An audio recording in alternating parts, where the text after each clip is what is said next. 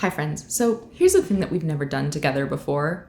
End of year music rankings. For a long time I resisted the urge to rank music because I kind of feel like, don't make me admit to you how sad I am, and also how much of the music I listen to is whatever came out in the years when I was age 15 to 25. There are bands that I love, who I haven't heard their most recent albums, not because those albums were bad, but because I graduated college. But since I found out this past year that for some reason I need to walk around for 4 or 5 miles a day to minimize the amount of despair that I feel, that's opened up a lot of time for me to tromp around in my peeling over-ear headphones and maybe try something new. My tastes have gotten broader, moving beyond white man with strep throat and the lady ghosts who live in his basement, in both the directions of R&B and also K-pop. And I've also stopped exclusively looping albums from 2013 because that was the last good year and now we can never go back. All of that leads us to an end-of-year list. This is not a top 10 ranking because I'm not ranking them. They are presented in no order at all, and also because there aren't 10. I just picked the records that I really wanted to talk about, and there are 7 of them, so this is a flat 7 ranking of my favorite albums of the year. I'm gonna give you like a tweet-length synopsis, a favorite track, and a suggested activity that you can engage in while you listen. Ready?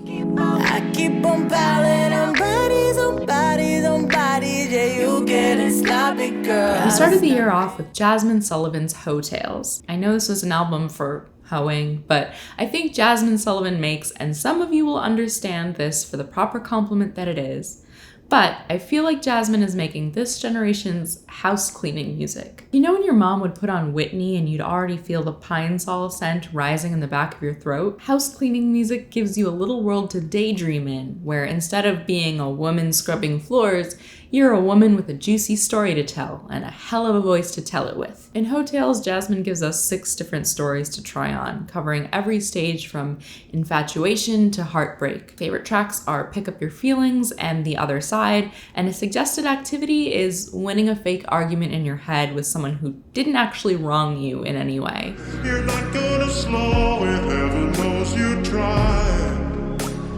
Got it good, now get inside. Bo Burnham's Inside. True story, this album and the accompanying special got me to go back to therapy. I was just like white knuckling it through the entire pandemic, like, I actually think I'm handling this quite well. And then I watched Inside, spiraled for a week, and then thought, yeah, I'm gonna need some professional support on this one. Shout out to my therapist, Jess. We're doing better now.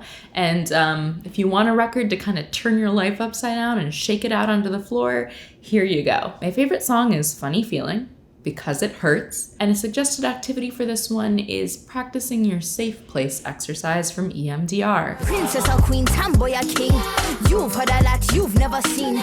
Mother Earth, Mother Mary, rise to the top. Divine feminine, I'm feminine. Okay, on to Doja Cat's Planet Hurt. I kind of feel like this is what Bo Burnham was writing at with Welcome to the Internet, because this is all the fuck over the place, but in a way I love. It comes with all the exhilaration of constant tonal novelty, but none of the self-loathing hangover. Accordingly, it's hard to pick a favorite song. It depends on which one smashes the serotonin button the hardest any day, but Woman and Options are the fastest shortcuts for me. A suggested listening activity is putting on fake eyelashes just to film a TikTok and then taking them back off again. Come and get your love. Come and get your love.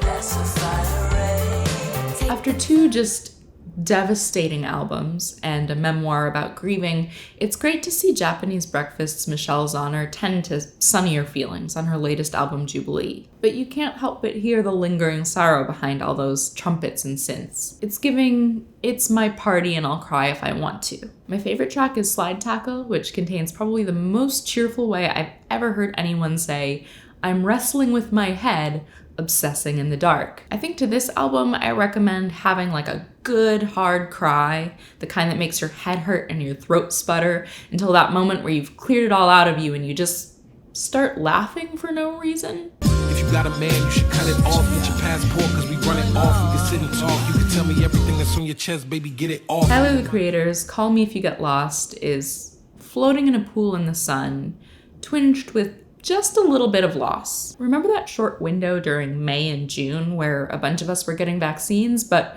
before we realized that not enough of us were getting vaccines? That brief moment of calm with storms on either side. This record came out in that window, and it feels like it too. My favorite song is probably Juggernaut, especially the first 20 seconds of Juggernaut, especially the line, "Where's the sugar?" That little pitch drop makes my brain go brrr. Suggested listening activity is reading Fragrantica reviews, because you got into perfume during the pandemic just to have something new to experience sensorially. Go back to school, go back to sleep. Tell the secret you can't keep. I wish we could all have the same tenderness for our younger selves that Lucy Dacus displays in Home Video. She sets out to prove that you don't have to forgive the past to make peace with it in some of her best lyricism to date. I mean, when I tell you you were born and you are here for a reason, you are not convinced the reason is a good one. I want to yell. To yell! Daniel and Please Stay are indispensable to me, and a suggested listening activity is to delete, without reading, a long Instagram DM from your middle school bully.